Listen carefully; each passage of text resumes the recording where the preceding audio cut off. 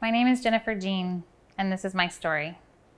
I'm extremely nervous, and this is the hardest thing that I've ever done, so I hope that you don't mind. I'm going to read it off of my notes, but it is important for me to share my story with you in hopes that I can encourage and empower others maybe going through something similar. I'm a mother, a daughter, a sister, an artist, an ex-wife, and I am a cult survivor. Like most of you, my goal is to live a good, honest life and raise my children to be guided by truth and love, to be true to themselves and be their true selves. But I've learned that if any of us are to truly be able to do that, we need to be able to trust our own ability to make choices and decisions that are aligned with our own personal beliefs, goals, and wisdom. I know what it's like to be living a life in which I allowed the opinions and judgments of others to hold more power over how I live my life than my own thoughts and perceptions. I have lived, survived, and exited a well-known and widely accepted cult. And while my story may seem extreme to many of you, I hope that the main message will be one that everyone can relate to and consider. When most of us think of a cult, we think of the extremist groups. We think of Heaven's Gate in 1997, where 39 members committed suicide. The People's Temple in Jonestown in 1978, where Jim Jones and more than 900 members died in a mass murder-suicide. The Manson family in Los Angeles in 1969, where Charles Manson and his cult followers committed mass murders that left 9 people brutally slaughtered over the course of 2 weeks. But is this an accurate depiction of what a cult actually is? Why would anyone ever join a cult if this is what they were signing up for?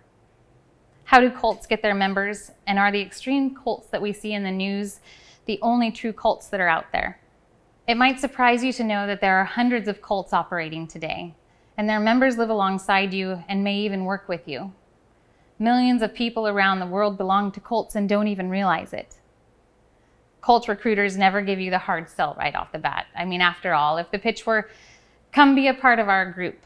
Let us control all aspects of your life, separate you from your family and those you love, and devote your entire life to us," would any of us join?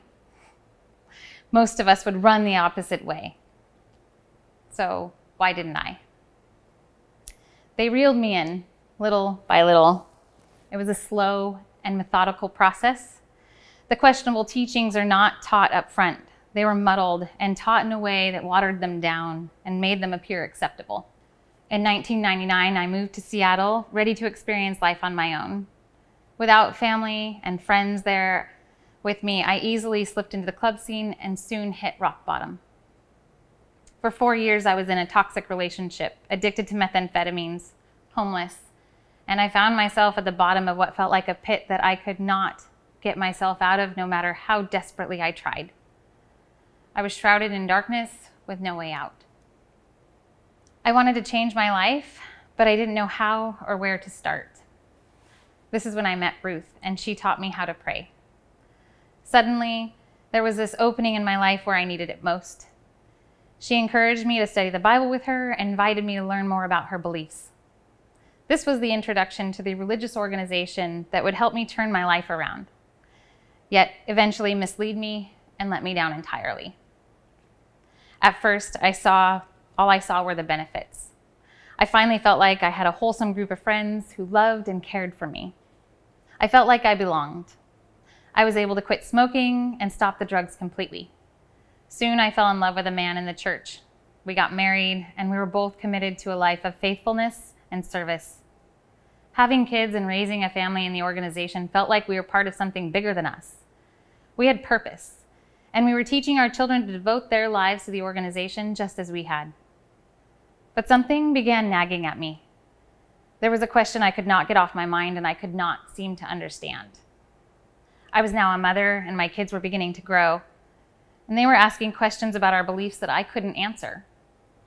Because of this, I felt it an added responsibility to make sure that the way I was raising my children and the things I was teaching them were absolutely based on truth.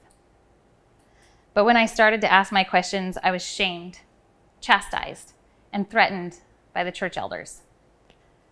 This is when I started the process of waking up. I was waking up to the brutal reality that the religious organization I had devoted my life to was in fact a controlling cult.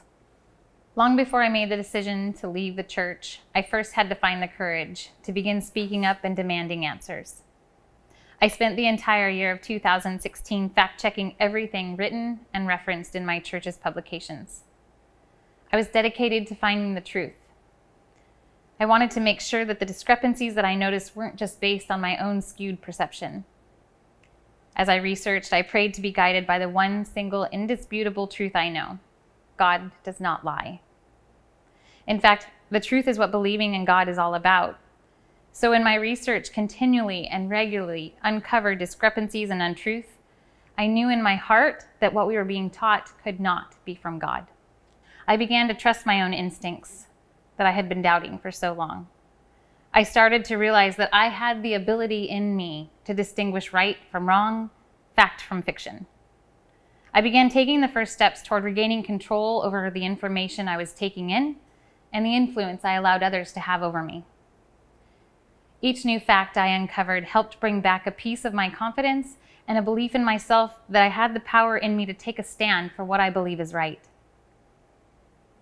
I started to stand up to those who tried to yield power over me and not allow them to intimidate me anymore. I was chastised and shamed for my doubts and independent thoughts. But these are what saved me. Through my experience, I learned that the idea that other people are more capable of governing our lives is one of the most dangerous ideas that we could have.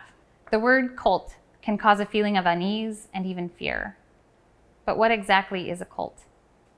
Merriam-Webster's dictionary defines a cult as a religion regarded as unorthodox or spurious, a system of religious beliefs and ritual, also its body of adherents. A great devotion to a person, idea, object, or movement. Notice that there is no mention of brainwashing, murder, or mass suicide.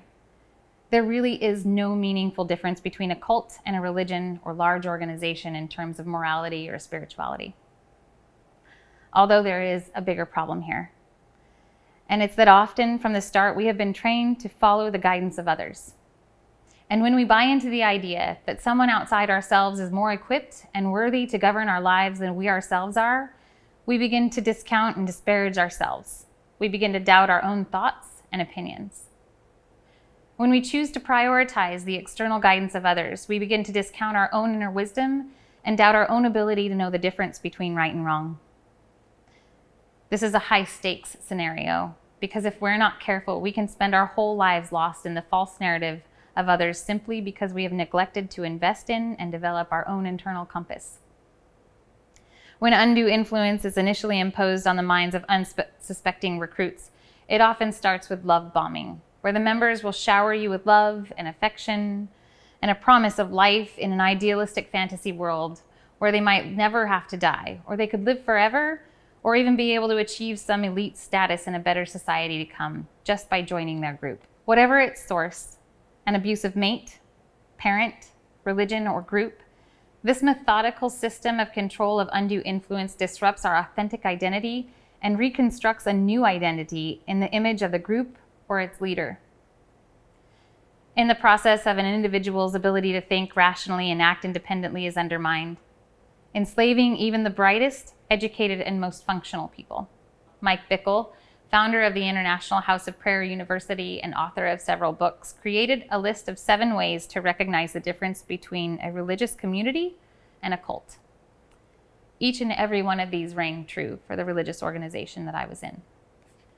Number 1, oppose critical thinking. The Bible and God both stand up to intellectual scrutiny. So any church or person which tells you to question your own intuition and independent critical thinking ability is probably trying to lead you into dangerous territory. Number 2, isolating members and penalizing them for leaving. Some of the more mainstream cults and religious groups are well known for this sort of behavior, even turning family members against those who try to leave. The church I was part of taught its members to shun those who were judged by elders to be unrepentant of their wrongdoing. It was a form of public humiliation and emotional blackmail. We were to treat those individuals as though they were dead, and I was told it was not even acceptable to look in their direction and offer a smile to show that I still cared. They rationalized it and told me shunning is like a timeout you give a child. However, I remember very clearly the last time I ever attended a church function. It was at an all-day convention, and they showed a video that depicted exactly what was expected of us. I was there at this convention watching this video with my children, and I was absolutely floored. Something that had been taught to me in such a dishonest and undermined way was now crystal clear to me, and I would never treat my children in such a way, nor would I ever teach my children to treat anyone else in this way. Number 3, emphasizing special doctrines outside of Scripture. A key area here is around end-time prophecies, which Scripture does talk about, but in no way to the levels emphasized by some churches and individuals. This line of thinking is exactly what leads cults into an obsession with the coming apocalypse, which runs counter to Jesus' warning at Matthew 24:36 that only God knows the day and the hour of Judgment Day. Number 4, seeking inappropriate loyalty to leaders. Many groups or churches hold their leader in inappropriately high esteem, viewing him essentially as being above scrutiny.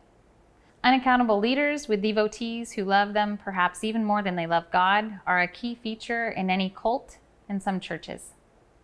In my church, we were not allowed to question the direction given by those in charge. We were told all of us must be ready to obey any instruction we may receive, whether these appear sound from a human standpoint or not, and that we should respond to the direction given to us by those in charge as if it were the voice of God, because it is His provision and they are the ones directed by God and His Spirit, and they are the channel that He uses to speak to us. Number 5, dishonoring the family unit. I was encouraged to limit my association with my non-believing family in fear that they may influence me with their non-scriptural practices that went against my beliefs. I was told to be aware of their tactics to pull me into their God-dishonoring celebrations. And if I were to attend certain worldly celebrations with my family or anyone else, I would be excommunicated by the church and shunned.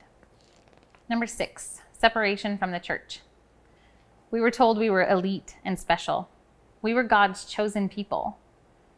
And that as long as we were an active part of this religion, we would be the only ones to survive Armageddon when it comes any day. Number 7, crossing biblical boundaries of behavior.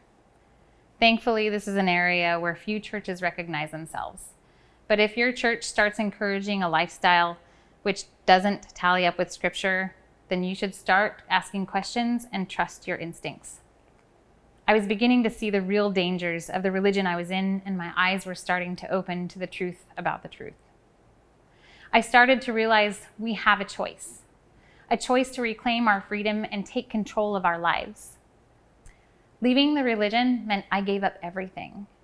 My friends and extended family in the religion began to shun me.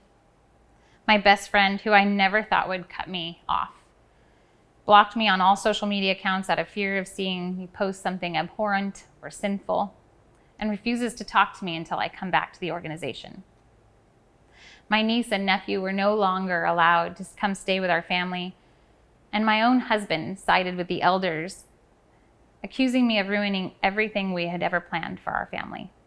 I felt I was completely lost and all alone. I realized my entire identity was wrapped up in serving the church and recruiting new members into this organization. I had to start my life over, and I had to do it all on my own. I have learned that throughout life, bad things happen to us, and you can't stop them from happening. But the sooner we deal with and face the emotions it creates and allow ourselves to process them, the sooner we can move into forgiveness and healing, then the faster we can get on with our life and start to be happy again. If we fester and dwell on the negative things in our life, it creates stress, high blood pressure, cynicism, and pessimistic thinking. For me, I would much rather deal with the emotion, realize bad things happen, and move on to being happy again as soon as I can. Whether you are leaving a controlling relationship, exiting a high control group, or taking back your life from someone who has undue influence over you, it's going to take time, determination, and perseverance. For me, it started by exploring my interests, finding the things that bring me joy in life and focusing on that rather than the disarray and negativity in my now divided household. Photography has always been a love of mine since I was a little girl. I had bought a camera in 2005, and as a hobby, I had started photographing the Seattle skyline, flowers, and anything beautiful I could find in nature. It wasn't until my nephew was born in 2007 that I realized my love for photographing people. Photographing him, and then my children when they were born, grew into photographing families and their children. I started taking online classes and building my skill as my love of portraiture deepened. I was starting to grow into my own person. I was developing as an artist, and when my kids were both in school, I decided to start my own business.